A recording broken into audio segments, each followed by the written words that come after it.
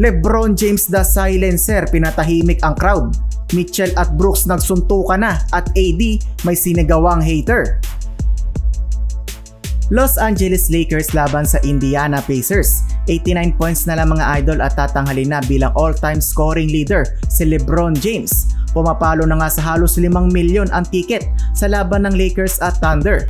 Diyan kasi posibleng malagpasan ni LeBron si Kareem Abdul-Jabbar unless maka 89 points siya ngayong game or maka 45 points siya sa next 2 games. Ang Pacers naman isa lang ang naipanalo sa kanilang huling 10 laro. Sa mga unang minuto ng first quarter, umikot ang opensa ng Lakers dito kay Anthony Davis. Sinubuan ng mga point guard sa paint area si Dabrao. Gumawa nga si AD ng 11 points sa unang quarter. Yun nga lang maganda ang gising ng Pacers. Grabe yung outside shooting nila. 7 tres ang pinakawalan laban sa Lakers. Solid pa ang nilaro ni Tyrese Haliburton na may 11 points at Nesmith. Umabot pa nga ng 12 points ang biggest lead ng Indiana. Natapyas na lang yan ng Lakers bago matapos ang quarter, 35-30.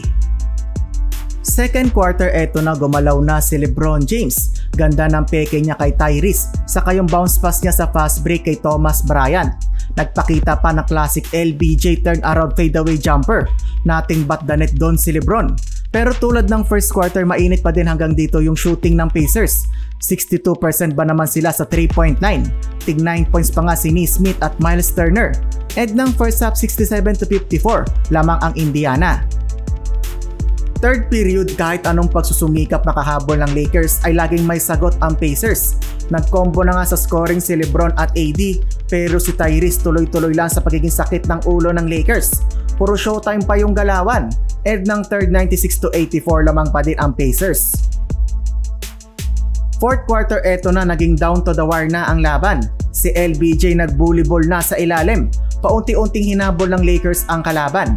Laking bagay ng tres ni Pat Bev, 105-106. Muntik na naman madali ng referee etong Lakers. Malinis na malinis ang steal ni Pat Bev pero tinawagan siya ng foul.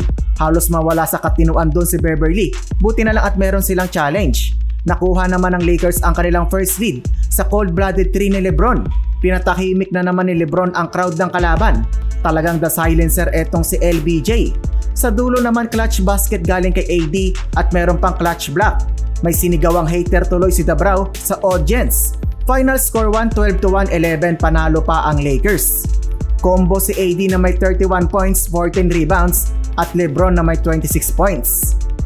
Quick update muna tayo mga idol. Nagsuntukan si Donovan Mitchell at Dillon Brooks. Hindi nagustuhan ni Mitchell ang tamaan siya ni Brooks sa maselang parte.